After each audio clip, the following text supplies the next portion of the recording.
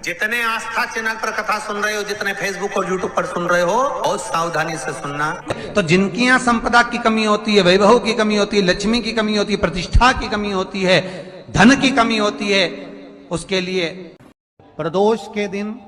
प्रदोष काल में 2 जगह दिए लगाना प्रारंभ कर दो। पहला, बेलपत्री के वृक्ष के नीचे पहला दिया प्रदोष काल में, प्रदोष के दिन बेलपत्री के वृक्ष के नीचे, और दूसरा दिया अपने दरवाजे की चौखट के बाहर, मतलब अपन बाहर खड़े होंगे, अंदर की ओर दिया नहीं, बाहर की ओर। एक दिया बेलपत्र के नीचे देवादिदेव महादेव से प्रार्थना कर कर, हे शिव शंकर, हे गौरी शंकर, हे शिव,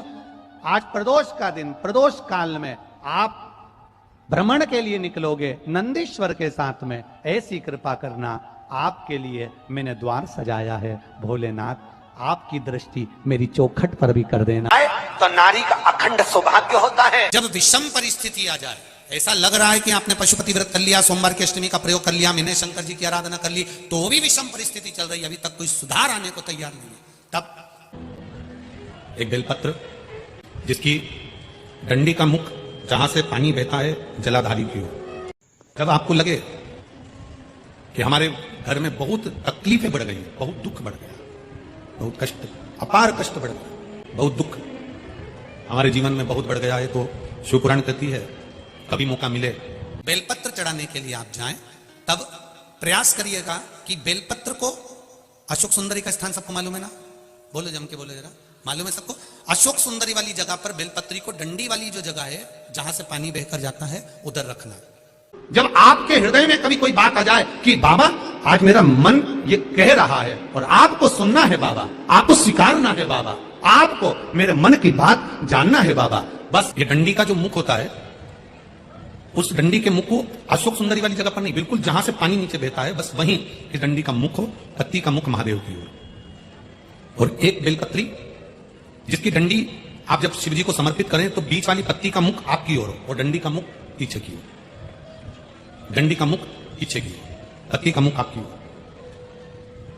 अगर आप भगवान शंकर के मंदिर में जाकर ये 2 बेलपत्री समर्पित कर कर दोनों जगह पर पंचजल, मतलब जो कलश आपके पास में है, पानी का लोटा, जल का पात्र जो आपके पास में है, तो यहां जो बेलपत्री आपने इस ओर जल पानी बह रहा है इस ओर रखी, यहां पर भी 5 बार जल, उसी कलश में से 5 बार जल यहां पर, और उसी कलश में से 5 बार जल जो शिवलिंग पर आपने बेलपत्र संग रखी है समर्पित करिए वहां पर। ऐसे 5 बार इधर और 5 बार शिवलिंग पर जल समर्पित कर कर अपने जो दुख है, अपनी जो तकलीफ है, अपना जो कष्ट है, बहुत तकलीफें जो हमें आ रही है, जो तकलीफें हमें आ रही है, हम वो बाबा से कहकर, बाबा से प्रार्थना कर कर, अगर वो जल दोनों जगह पर एक शिवरात्रि को, 12 महीने शिवरात्रि आती है, किसी भी शिवरात्रि को हम जब जल समर्पित करें और बाबा से प्रार्थना करें तो ये निश्चित है, एक शिवरात्रि पर करते हैं, अगली शिवरात्रि जब आती है तो बाबा आपके दुख को, आपके कष्ट को मिटा ही देता है, ये निश्चित है। एक बेलपत्र शिवलिंग के ऊपर और एक बेलपत्र बाबा के जलाधारी के सामने। अशोक सुंदर वाली जगह पे नहीं, अशोक सुंदर वाली जगह तो बीच में रह गई, पर थोड़ा आखिरी कोना, मान लो आपका अगर विश्वास दृढ़ है, भरोसा पक्का है, जैसे अभी आपको कथा में कहा कि मन आपने अगर शिव को दे दिया है, दिल भगवान शंकर को दे दिया है, और विश्वास अगर पक्का हो गया है और आपने वो जल समर्पित किया है, तो ये निश्चित है अगली जो शिवरात्रि आएगी उस तक बाबा आपके दुख को, कष्ट को काट ही दे। पर विश्वास के साथ फिर निवेदन करेंगे, जल भी चढ़ाओ तो विश्वास के साथ, तपन नहीं होगी। एक बेलपत्री जलाधारी जहां पानी बह रहा है वहां, एक बेलपत्री शिवलिंग के ऊपर, शिवलिंग के ऊपर भी बेलपत्री की पत्ती का मुख अपनी ओर और डंडी का मुख पीछे की ओर। किसी भी शिवरात्रि पर आप बाबा की आराधना में एक बेलपत्र समर्पित कर दे, और जरूरी नहीं कि बेलपत्र आपके पास में नहीं है तो आप बाबा की बेलपत्र धोकर बाबा को ही समर्पित करें। चंदन हाथ में लेकर केवल इस भाग को पकड़कर भी अगर आप देवादिदेव महादेव को बेलपत्र समर्पित कर रहे, 3 तिथियों का स्मरण करिए जरा, ठीक है? पहला शिवरात्रि हर महीने आती है, प्रत्येक महीने शिवरात्रि आती है। दूसरा प्रदोष, ये हर महीने आता है। जब आपके हृदय में कभी कोई बात आ जाए कि बाबा आज मेरा मन ये कह रहा है और आपको सुनना है बाबा, आपको स्वीकारना है बाबा, आपको मेरे मन की बात जानना है बाबा। बस हाथ में चंदन लगाया,